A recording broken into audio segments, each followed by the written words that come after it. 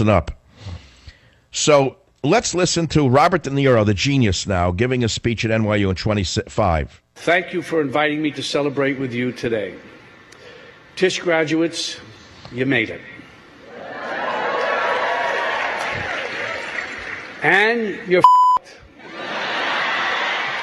Now, did you hear what he just Think said? about that. Hold it. He had to use the word F word, the F word, to show how cool he is. It's very sad when an old man has to revert to the F word to get the attention of the young potheads in the audience. He's, oh, and you're F, think about that. And the idiots laugh, of course. It's a laugh line. It goes on to 26. This is the next one. Listen. You discovered a talent, developed an ambition, and recognized your passion. When you feel that, you can't fight it. You just go with it. When it comes to the arts, passion should always trump common sense. You aren't just following dreams, you're reaching for your destiny. You're a dancer, a singer, a choreographer, a musician, a filmmaker, a writer, a photographer, a director, a producer, an actor, an artist. Yeah, you're So you had to say the F word again in case you missed it the first time. This shows you the level of intellect going on in the colleges today. Not a PhD in chemistry or microbiology, not someone of distinction. Instead, someone who plays low-life killers and actors very well, by the way. Then he tops it off by telling them to become drug addicts, in my estimation, in the next one. Listen to this now. It's inevitable. It's what graduates call the real world. You'll experience it auditioning for a part or a place in a company. It'll happen to you when you're looking for backers for a project. You'll feel it when doors close on you while you're trying to get attention for something you've written and when you're looking for a directing or a choreography job. How do you cope with it? I hear that Valium and Vicodin work. I'm going to rest my case. The man plays pimps, gangsters, villains of the lowest kind. He made a fortune playing villains. And I've enjoyed every one of his villainous roles. Can you explain to me why a university would invite this man to give us a speech to a university class? Is that inspiring? Join the Savage Nation. Call now, 855-400-SAVAGE, 855-400-7282. Savage. It's inevitable. It's what graduates call the real world. You'll experience it auditioning for a part or a place in a company. It'll happen to you when you're looking for backers for a project. You'll feel it when doors close on you while you're trying to get attention for something you've written and when you're looking for a directing or a choreography job. How do you cope with it? I hear that Valium and Vicodin work. So the entire world has become the Academy Awards. Everything is at the lowest common denominator. So they invite a low-life actor who has no inspirational guidance to the students. Great actor he is. Don't take that away from him for 1 second. I've enjoyed every low-life degenerate role he's ever played. Even his comedic roles are great. Why didn't they invite a soldier with an education, let's say a master's degree soldier who came back from combat, to inspire the students and say to them, these setbacks that you might have as a young actor or whatever are minor compared to what we faced in Iraq. And we found that we coped not by using Valium or Vicodin, but we found that we cope by believing in America. Or we found we cope by believing in God. How come you haven't heard that at a university? Because they become cesspools, institutions of lower learning. They're going lower and lower and lower. Do you get it? And it's all because of Angela Davis and Stokely Carmichael in the White House. Do you get that as well? Because they debased the White House and they debased the presidency. Every other institution in America has devolved in this country to a lower level. That's my estimation. WABC, Marianne, you don't agree with me, I guess. You like De Niro's telling him to use Vicodin, I think. Actually, he didn't tell them to use Vicodin. What he told them was that's not the way to go. And he was speaking to the... Wait, no, you're reversing it. He said, I hear that Vicodin and Valium work. No, if you listen to the whole thing, he then continued on and said, that's not my choice. Oh, so what is his choice? Pizza or beating someone up with brass knuckles? What he was speaking to a class of actors. Oh, I'm sorry. I don't have the nuance to understand it. I get it. They're in a special category. After 4 years of using drugs, they have a certain nuance that I don't have. I get it. No, he pretty much told them that they were going to be waiters because of the profession that they chose to major in. So he was pretty honest with them. Why didn't they have someone who has a Nobel Prize in chemistry instead of an actor who plays thugs and pimps? Because he was speaking to the School of Art. He was speaking to actors, directors. Well, but don't you understand that some of these phony actors might one day have to play a soldier? Or one of these phony little children might have to one day play a scientist? Wouldn't it be better for them to actually see a scientist or a soldier rather than a fellow actor, a fellow thespian? Well, if I was in... As you well know, they're not exposed to anyone outside their little limited circle, are they? Everyone they meet is the same. They all are in a little closed circle. So wouldn't it be nice to invite someone to an art school who isn't an artist? If I'm going to my commencement, I want to hear from somebody who speaks to my major. If I was a chemist, I'd want to hear from a chemist. He was speaking to... I see. All right, so you liked him referencing Vicodin and Valium. Again, in the context, he did not... How do you know the context? You know something we don't know.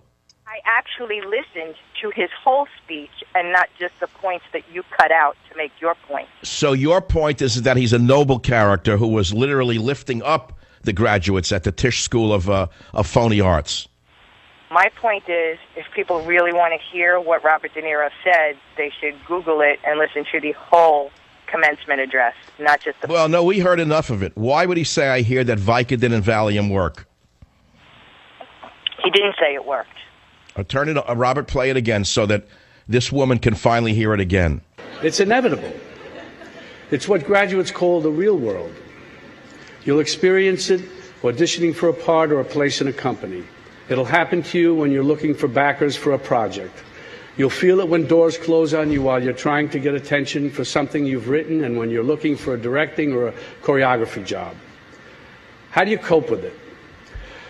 I hear that Valium and Vicodin work. And a big laugh line. Now, he probably modified it afterwards with saying, but I don't use it. I would think that there are actors out there who would say, I find that reaching to God at those moments works for me after I've been rejected 50 times. There are some Christian actors, by the way, who believe in God. I think that guy McConaughey, or whatever his name is, I don't remember his name. Isn't he a God-fearing man? How come he's never invited to give a speech? I think he is, but it's in the Bible Belt, not in New York, where they hate God and they hate anything to do with religion. They dance around the golden idol. WDRC, Barbara, go ahead. You're on the Savage Nation. Robert De Niro has played all kinds of hideous pigs on the screen, pimps and degenerates, and it turns out he really wasn't acting. He's just playing himself. Well, you don't like his acting. I actually said I like his acting, but I think that choosing an actor to give a commencement address at a university is a mark of the decline of our society. Oh, right. It's dragging everyone further down into the mud, and he did that willingly, and I don't respect him for that. And I think... Well, not only... Let's put aside the Valium Vicodin line. Can anyone justify him saying you're effed to an audience with parents and children there? Why would he have to go to that level of using you're effed to an audience? If he really had any brains, he wouldn't have to do that, would he? No, he wouldn't. Parents and children. He's sounding like that degenerate comedian, Louis C.K., one of the lowest minds on the planet. One of the sickest minds in the history of mankind, in my opinion. They're all trying to outdo each other with sickness and degeneracy. That's my point. Right, that's the style in Hollywood.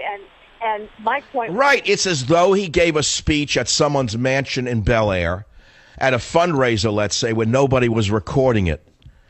I take offense at what he said. I don't like hearing the word F to a mixed audience of parents and grandparents. I don't care if they're graduates in the arts. You know, in other countries, arts graduates study the classics before they become an actor. They have to learn all of Shakespeare's plays before they become an actor in England. They don't just have to act out pimps and prostitutes in order to satisfy their sick professors. He has no respect for himself or even for the profession. Look, I've known that De Niro, I've heard that De Niro had very, very left-wing views. I never paid attention to them because I could care less what actors think. I like to see them perform. To me, they're marionettes, and some of them are very entertaining.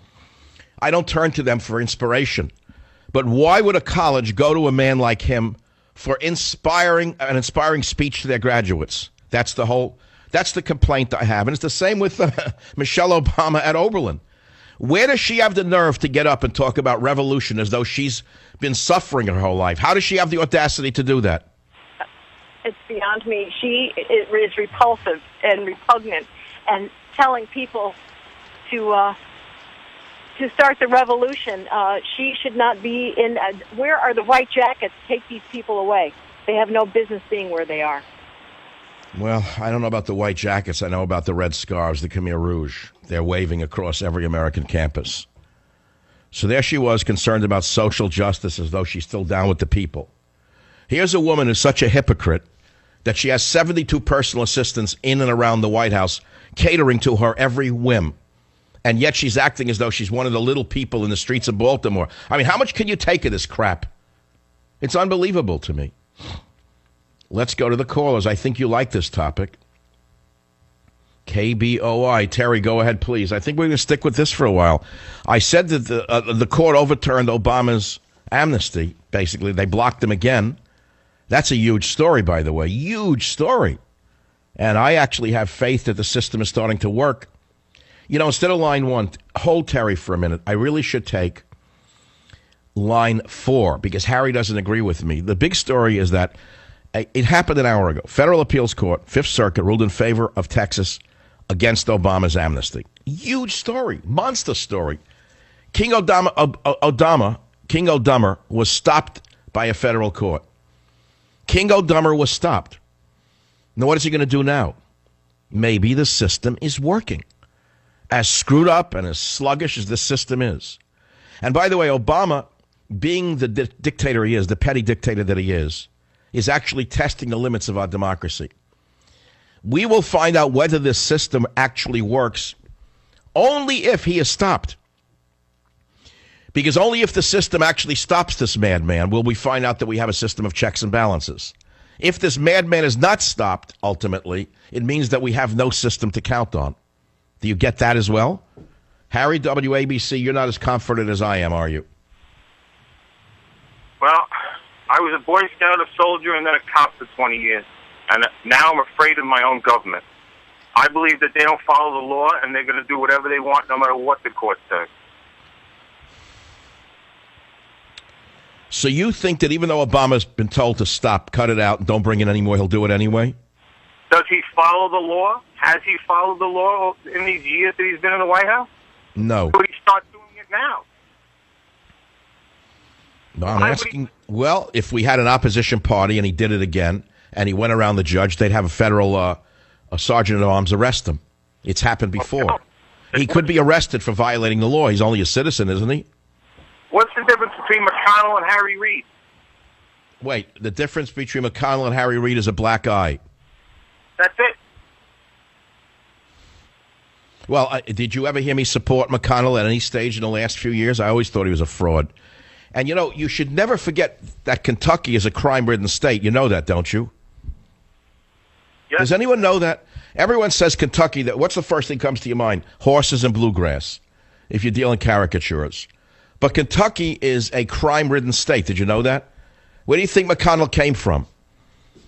What do you think, McConnell was some upstanding citizen? He's shown that he will put a knife in your back at the first sign of trouble for America. He's the reason Obama got away with the trade deal. So we're going to see what's going to happen now that Obama's been blocked by the federal court. We will see if McConnell and Boehner race to his rescue.